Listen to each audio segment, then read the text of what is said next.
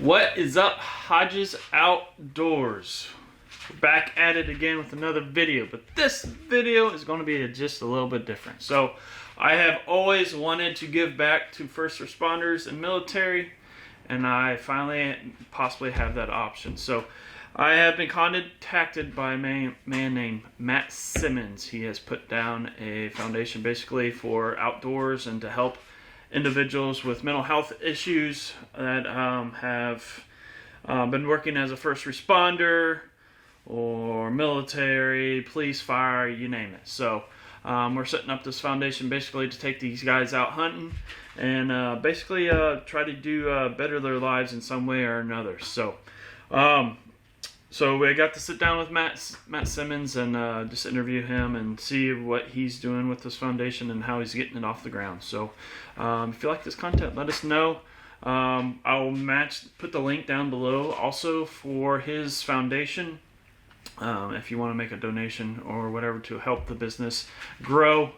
Every cent counts, and like I said, we're just getting started. I think it's a right way to do this. I know for a fact that being a first responder both, and I've been in the fire and in the police scene, you have to have it. You have to take care of yourself and to be able to take care of others. So we'll see you soon. Hopefully you like this content. Enjoy the interview. We're going in the right direction. So we'll see you soon. Hodges out.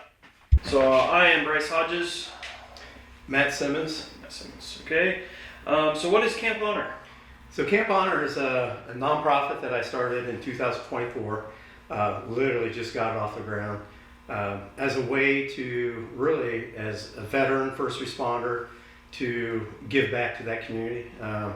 You know, I was a United States Navy veteran for 4 years in the Seabees. Got out with the intentions of being a first responder. Now I've been a firefighter for 25 years.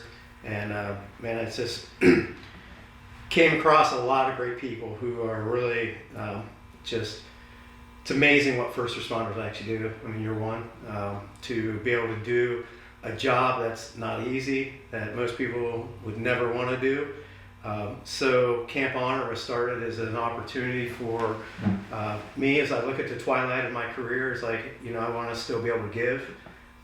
And in a way I want to give back to those responders and give them opportunities to like mental health. We talked a little bit. Mental health is a real thing that's affecting a lot of people, and if we don't, if good people don't try to do something about that, you know, what will first responders look like in 15 years? And so you as an avid outdoorsman, me, I've lived in the outdoors, hunting, fishing. And so I want to be able to give first responders some tools that I have had that have given me the ability to give 25 years. And I think part of that key is being able to get into the outdoors and hunt. I told you earlier, I'm a hunter. I haven't killed a deer in a little while. This year's going to be different. But I have taken other people like my father, my brother, good friends out hunting, and they've had an opportunity to harvest animals on my property. We might need to change that this upcoming year. Yeah, Get you. I'm going to become selfish, just be giving, but then also on the back end, it's like it's time to fill up a freezer. Yeah, absolutely. So what kind of hunts will you be taking people on? Right now, it's like I said, it's just getting off the ground. So I have, I was blessed about 7 years ago to be able to purchase some land in southern Ohio. I have 33 acres that backs up to Wayne National. So a lot of deer down there, a lot of turkey, a lot of opportunity. So right now I got some good people that are like-minded like me, probably some veterans or first responders that we can give these first responders and veterans opportunities to go out. So right now it'll be going down there, but I've also got a network of people. That's why, you know, I'm honored to be able to talk with you, be able to network with other like-minded people who understand what the outdoors has been able to do for them. Not only, you know, I have a son I want to pass it on to, but man, if we can get people back to how I feel that we were created, like I'm a man of faith and know that, man, there's community in hunting, and it's like the stories, the campfires, you know, it's an amazing opportunity. So right now it'll be opportunities down there where I own property, But again, I've got some people that have some land in Colorado that I've talked to. A lot of these people said, hey man, if you start a nonprofit, we'll be able to help you. And that wasn't easy. Like, it'd been easier just for me to probably start a YouTube channel and just do my own thing, but to actually get a nonprofit off the ground has been a lot of work. But now I'm wanting to do that and also network with people who, man, we can get a lot of opportunities for people to get these tools to deal with that mental side of what you and I do on a daily basis. Yeah, I think that camaraderie, if we get a bunch of network and get a bunch of guys together, that will help these individuals, even with the hunting too. Yeah.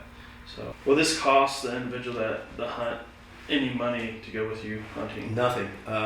So far, we've been blessed too, Bryce. It's amazing, like when you actually go to do something. There's like a faith step of like, what does that look like? Because you have the intentions to really help people.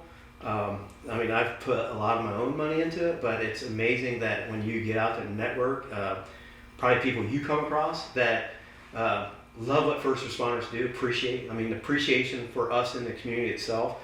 And I think when you give people the avenue to be able to help in other ways, we received a $2,000 donation not that long ago, which is going to fund this first hunt, and then we're looking at some different grant opportunities too.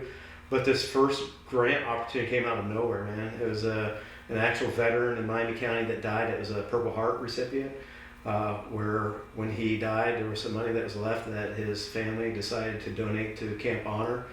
So this hunt that we're actually kicking off this week is at zero cost, and that means, like I told the dude, no license, man. We'll cover that. We'll cover your license. The gear is about the only thing. It's like, hey, you need to have some hunting gear. But even with the hunting gear, it's like, what don't you have? Because we can help you with that as well. And so we're hoping to harvest some animal. I actually need to do some doe management on my property. So if it's a doe, if it's a buck, we'll cover the cost of the processing as well. So it won't cost them anything. That's awesome. How does someone donate to the Camp Honor? We have a website, which at first I wanted to be like so low key, and I'm like, I don't do a lot of social media, which is anti what you do, which it's just not a realm that I'm real comfortable or familiar with. But thank God I have a good board that says, dude, like they slap me around a little bit, like, no, we got to have a website, we got to have social media presence, we need a YouTube channel. So we did secure camphonor.org, so camphonor.org. There's a support tab up there that takes people directly to. We've partnered with Thrivent Financial, so it's easy. They can give their credit card, they can go right to the link, and it goes right to Camp Honor. No processing fees or anything. That's awesome. So mental health, how is this going to help the individual's mental health?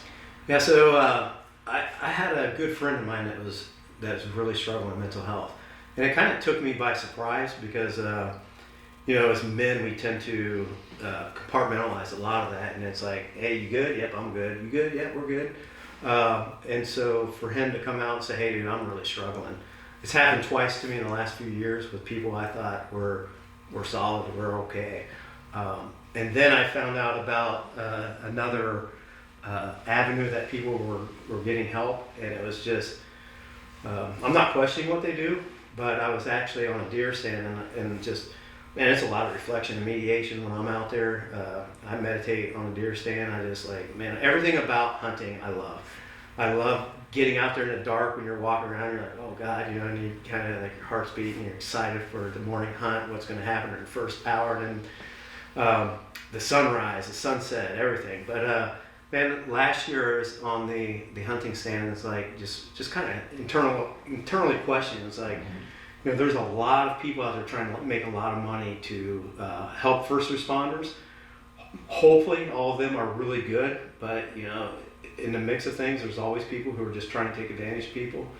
And man, I heard it so clearly, felt it so clearly that in my own faith, that God is like, hey, this is one of the most important tools for men to be able to process when men are asked to do hard things, like us as first responders, whether it's firefighter, law enforcement. Man, you're asked to do things that nobody else is asked to do. And so I felt very clearly like that hunting is a tool that we can put in our toolbox, that it's harsh, You know, even to harvest an animal, it's not easy. Then you got to get in and get your hands dirty. And there's no easy thing about hunting, really, other than, you know, sitting down and opening up that coffee after first light. But so to me, that mental side is that faith-driven component. Like, if we can have faith in a foundation and then have that wife and support system of our family, and combine getting outside, you know, it doesn't have to be hunting necessarily. I think it's a great tool because you actually have to get your hands dirty. There's a lot of preparation, as you know, like all year round. I mean, it takes work to be able to harvest that animal. You just can't go out there and like, oh, like I got a Boone and Crockett. But I think if we can, people like yourself, Hodges Outdoors and others can share these experiences and teach men, like, hey, here's some tools that not only is the benefit of being able to feed your family, there's this mental side of it, of being outside and that preparation to know that nature in and of itself is hard. That I think it can help people to resiliency. To be able to, my goal would be able to give every first responder and or veteran that opportunity to serve your country, feel appreciated, and still be healthy for your grandkids. I feel that's where I'm at. My son's getting ready to go off to college, and I see these young first responders coming in and don't have these tools that I've had, and I want to share those with people. Yeah, I absolutely, I can vouch for that. I mean, when I first started coming into this realm of, you know, I served in the fire scene and in the law enforcement side. I had those tough calls where I did not know how to deal with them, and I did not deal with them correctly and healthy. And one of the ways I found it was through the outdoors, and hopefully we can absolutely give them the tools and expertise to get through it. So, absolutely.